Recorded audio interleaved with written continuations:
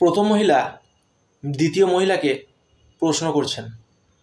প্রথম মহিলা বলছেন, আচ্ছা দিদি, আপনার তো ছেলের বিয়ে দিলেন কিছুদিন আগে, তো বৌমা কেমন হয়েছে?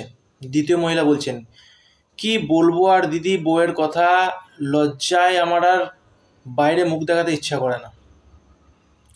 জানেন, আমার বৌমা প্রত্যেক দিন সকালে লেট করে ওঠে। আমার ছেলে সকালবেলা তাকে চা করে নিয়ে এসে দেয়। বৌমা তো বাড়ির কোনো কাজ করতেই চায় না, সমস্ত কাজকর্ম আমার ছেলেকে দিয়ে করায়।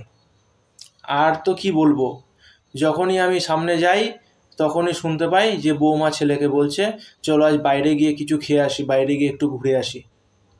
বৌমা নিয়ে এলাম, ভাবলাম বাড়ির কাজ করবে, কি অবস্থা। তখন প্রথম মহিলা বলছেন, আচ্ছা আমি তো শুনেছি আপনার মেয়েরও বিয়ে হয়ে গেছে, তো জামাই কেমন?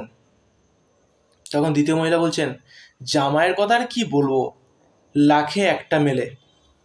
আমার মেয়ে তো সকালে ঘুম থেকে উঠতেই চায় না। প্রতিদিন সকালবেলা জামাই মেয়েকে চা করে খাওয়ায়, তারপরে বাড়ির তো কোনো কাজ করতে দেয় না, সমস্ত কাজ জামাই নিজেই করে। আর সব সময় মেয়েকে নিয়ে বাইরে ঘুরতে যায়, বাইরে খাবার খেতে যায়। আমার মেয়ে খুব সুখে আছে। এরকম জামাই প্রত্যেকটা বাড়িতে যেন সবাইকে দেয় ভগবান, আমি আশীর্বাদ করি।